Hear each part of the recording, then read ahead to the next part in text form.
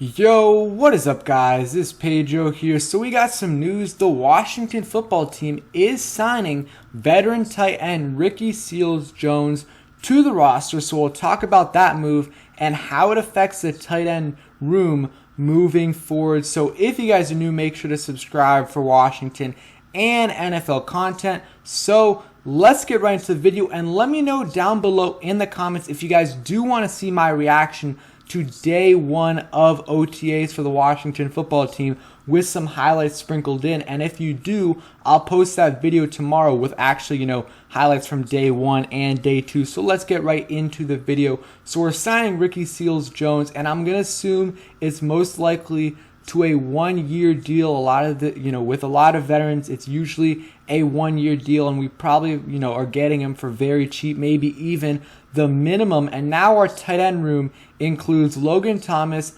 Hemingway, John Bates, Deon Yelder, Tyrone Swoops, Sammis Reyes, and Ricky SealsJones. So, a lot of names there. Not any really outstanding names besides Logan Thomas, but there is one common theme between all of these guys, and all of these guys, or most of these guys, have been converted from different positions. I think all of them now, since, we did release Marcus Baugh. Logan Thomas was a former quarterback, and, he transitioned to tight end. Tyrone Swoops, former quarterback, transitioned to tight end.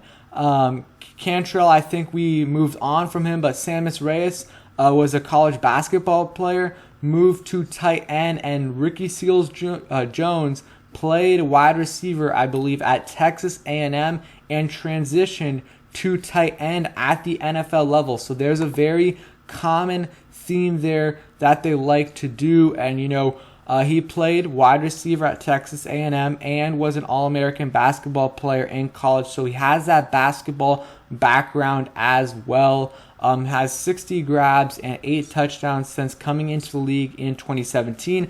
Played with the Chiefs last year, but really didn't do much behind Travis Kelce. We'll see what he does with Washington.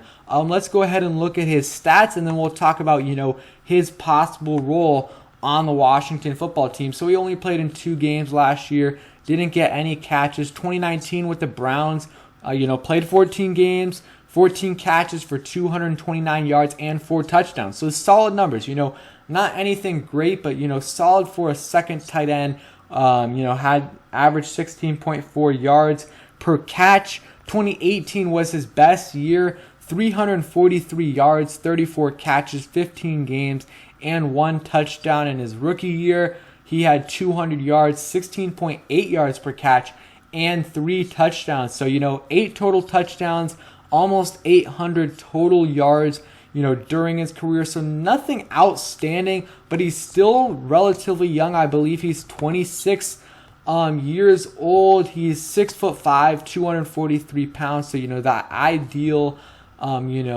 build for a tight end. I watched, a little bit of his highlights. And, he's got good hands, solid speed, really not, great at breaking tackles. He's pretty easy to bring down, but, I like that he is able to get those contested catches. And, one thing this might tell me is that, they understand that Sammis Reyes is pretty raw, and he might not be ready for year one to produce right away. And who knows, he could still definitely make the roster, but now it's going to be much tougher because we know Logan Thomas is going to make the roster, and we know John Bates are going to make, both of them are going to make the roster, and you usually keep around 3 tight ends, so there's going to be one more guy. And, Sammis Reyes, if he starts to turn around, then he could definitely make it. And here's one thing I'll say.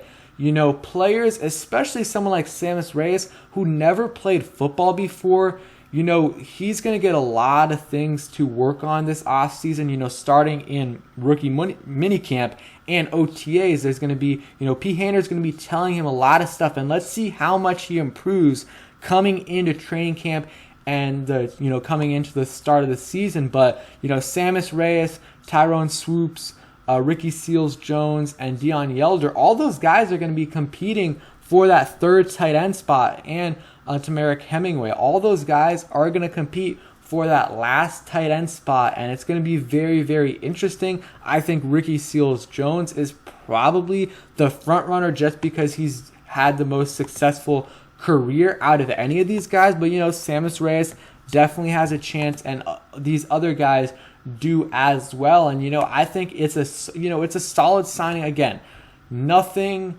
crazy, but it's a low risk, and this guy can provide at the minimum a little bit of depth. I mean, 700, almost 800 career receiving yards at the tight end position. Didn't really do much last year, but again, was playing with the Chiefs and that high-powered offense. So maybe a change of scenery will help him in Washington.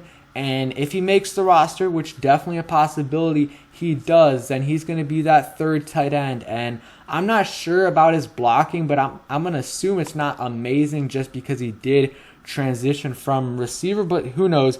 It definitely could be good. We'll wait to hear from other people on how good his blocking is. But yeah, nothing crazy. We'll see how it turns out, but it should be an interesting competition at that tight end spot. We don't have an amazing room, but it is good to, increase the depth because Ricky Seals-Jones, 800 career yards, so at the very least, he can provide some solid depth. So thank you guys for watching. Hope you guys enjoyed the video. If you did, please hit that like button, subscribe if you guys are new, and turn on those notifications so you never miss a video. And let me know down below if you guys do want to see that OTA video. I'll probably have that out tomorrow.